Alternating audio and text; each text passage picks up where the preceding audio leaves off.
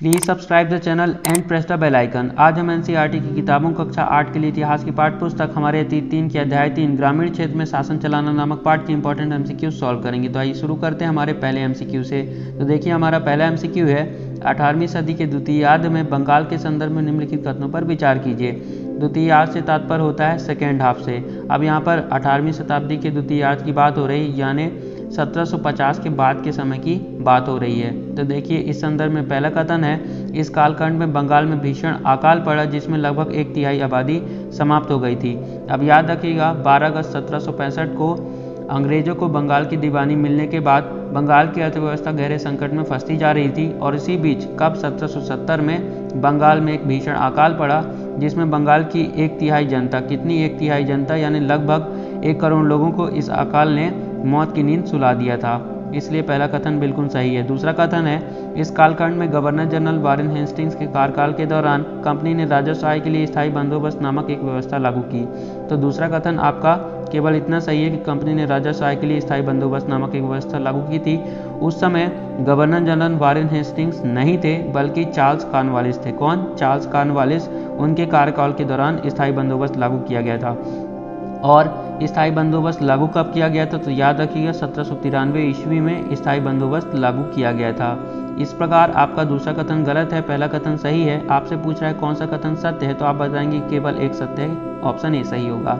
आइए अब हम आगे बढ़ते हैं हमारे अगले एमसीक्यू पर। तो देखिए हमारा एमसीक्यू नंबर दूसरा है, स्थायी बंदोबस्त के संदर्भ में निम्नलिखित कथनों पर विचार कीजिए। पहला कथन है, इसके अंतर्गत राजाओं और तालुकदारों को जमींदारों के रूप में मान्यता देकर उन्हें किसानों से लगान वसूलने का काम दिया गया था। याद रखिएगा अध्याय में हमने पढ़ रखा है, बिल्कुल सही है पहला कथन। दूसरा कथन है, स्थायी व्यवस्था के अनुसार जो जमींदार राजस्व चुकाने में विफल होता था उसकी जमींदारी भी छीन ली जाती थी, बिल्कुल सही। तीसरा कथन है, इसके अंतर्गत यानी स्थायी बंदोबस्त के अंतर्गत किसान से तय राजस्व को कभी बढ़ाया नहीं जा सकता था, बिल्कुल सही।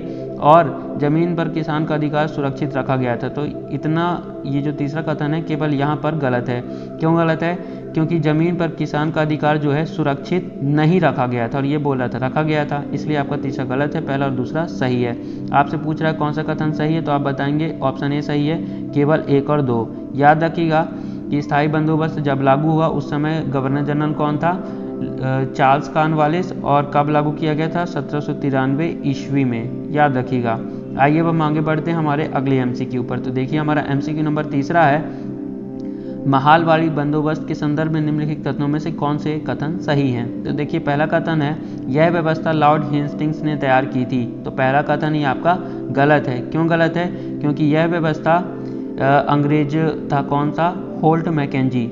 होल्ट मैकेंजी ने यह व्यवस्था यानी महालवाड़ी व्यवस्था तैयार की थी, इसलिए आपका पहला कथन गलत है।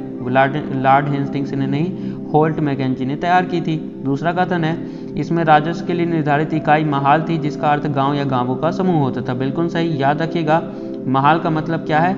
गांव या गांव समूह, गांव का समूह या ग्राम समूह जिसे कहते हैं हम, ठीक है, तो उसे महाल कहा जाता था, बिल्कुल सही। यही थी इकाई कर वसूलने की, बिल्कुल सही है दूसरा, पहला गलत है।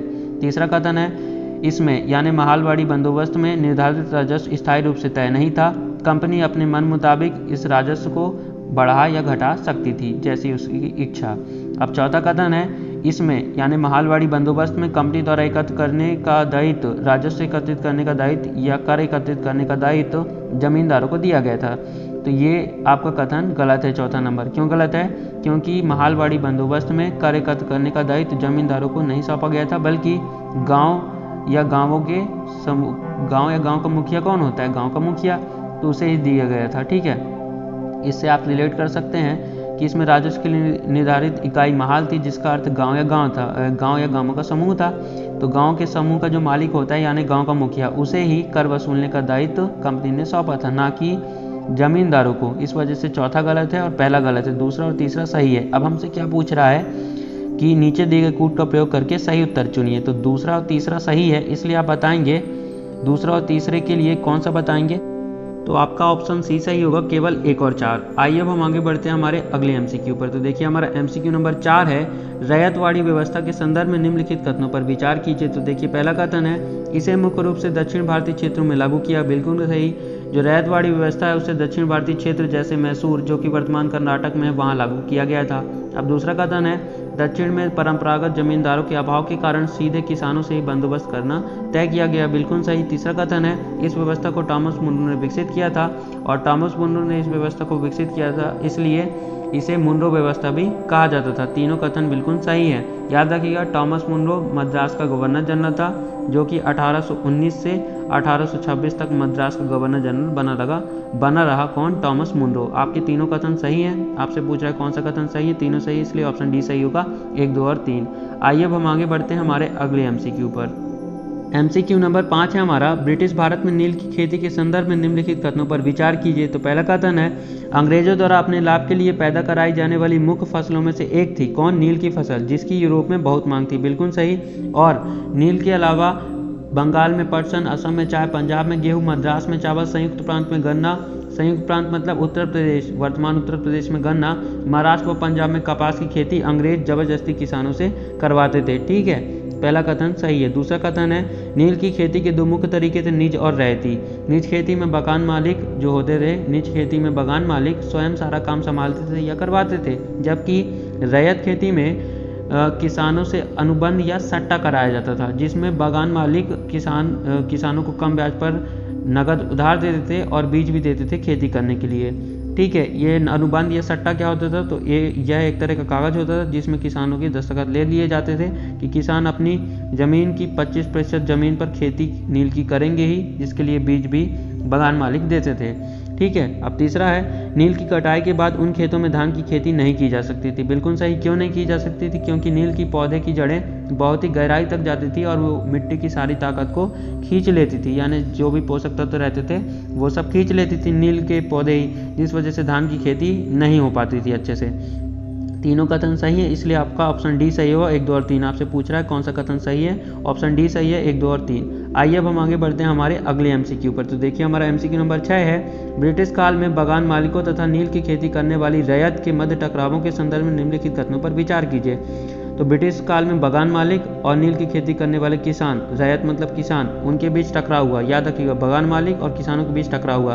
क्यों टकराव हुआ था? तो आपको पता है कि नील की खेती करने की वजह से धान की खेती अच्छे से नहीं हो पाती थी और नील की मांग बहुतायत में थी, और बहुत सारे दूसरे कारण जिस वजह से नील की खेती किसान को करने में बहुत ही कठिनाई थी। हमने अध्याय में यहाँ तक पढ़ा है कि एक किसान ने ऐसा कहा था कि मैं क्या करूँगा, भीख मांग लूंगा लेकिन नील की खेती नहीं करूंगा। ऐसा हमने अध्याय में पढ़ा था। ठीक है, इस वजह से टकराव होते थे। अब देखिए, पहला है, बंगाल के किसानों ने नील की खेती से इनकार करके नील विद्रोह शुरुआत की। ठीक है, हजारों किसानों ने नील का विद्रोह किया था। कब किया था? 1859 में नील विद्रोह हुआ था, याद रखिएगा। पहला कथन आपका बिल्कुल सही है। अब दूसरा कथन है, नील उत्पादन व्यवस्था की जांच के लिए नील आयोग बनाया गया, जिसमें बगान मालिकों को निर्दोष बताया गया। तो दूसरा कथन आपका गलत है, क्योंकि नील उत्पादन व्यवस्था के लिए नील आयोग बनाया गया, जिसमें बगान मालिकों को दोषी पाया गया और जोर जबरदस्ती के लिए इन्हें क्या किया गया, उनकी आलोचना भी की गई। किसे? बगान मालिकों की आलोचना भी की गई नील आयोग के द्वारा। इस प्रकार दूसरा कथन गलत है, क्योंकि ये बोला है कि निर्दोष बताया गया बगान मालिकों को। पहला सही, दूसरा गलत। तीसरा है, चंपारण में महात्मा गांधी ने नील बागान मालिकों के खिलाफ आंदोलन का नेतृत्व किया। बिल्कुल सही। जब महात्मा गांधी कहाँ से लौटे थे? दक्षिण अफ्रीका से जब महात्मा गांधी लौटे थे तो बिहार के किसान ने उन्हें चंपारण आकर नील के किसानों की दुर्दशा देखने को न्योता दिया था। इसी दौरे के बाद महात्मा गांधी जी ने क्या किया? 1917 में बगान मालिकों के खिलाफ आंदोलन का नेतृत्व किया। कौन से आंदोलन का? चंपारण आंदोलन का नेतृत्व किया बगान मालिकों के खिलाफ महात्मा गांधी जी ने। याद रखिएगा, कब? 1917 में। इस प्रकार आपके तीनों कथन सही है, पहला, दूसरा और तीसरा, इसलिए आपका ऑप्शन डी सही होगा। 1, 2 और 3 आपसे पूछ रहा है कौन से कथन सही है? सभी सही, इसलिए ऑप्शन डी सही होगा। आइए अब हम आगे बढ़ते हैं हमारे अगले एमसीक्यू पर। देखिए, हमारा एमसीक्यू नंबर 7 है, मुगल बादशाह ने ईस्ट इंडिया कंपनी को बंगाल का दीवान कब नियुक्त किया था? तो मुगल बादशाह शाह आलम द्वितीय ने 12 अगस्त 1765 को ब्रिटिश ईस्ट इंडिया कंपनी को बंगाल का दीवान नियुक्त किया था। आइए अब हम आगे बढ़ते हैं हमारे अगले एमसीक्यू पर। तो देखिए, हमारा एमसीक्यू नंबर 8 है, ईस्ट इंडिया कंपनी ने 1793 में स्थायी बंदोबस्त लागू किया। उस समय भारत का गवर्नर जनरल चार्ल्स कॉर्नवालिस था। हमने पहले एमसीक्यू में ही पढ़ा है। बिल्कुल सही। कौन सा ऑप्शन सही होगा? ऑप्शन सी सही होगा।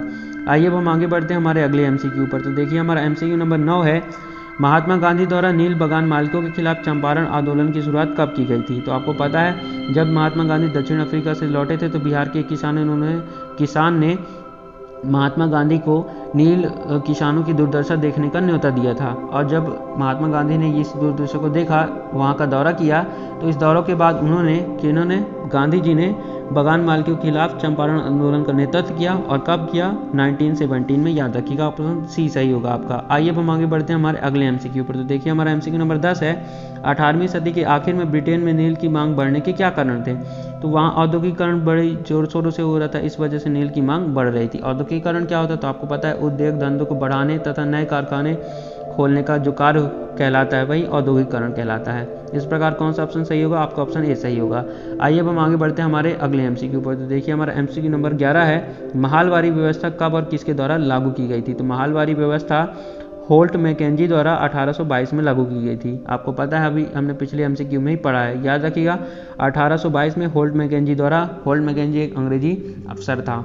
Thank you for watching. Please subscribe the channel and press the bell icon so that you never miss the notification of our any new video. Thank you for watching.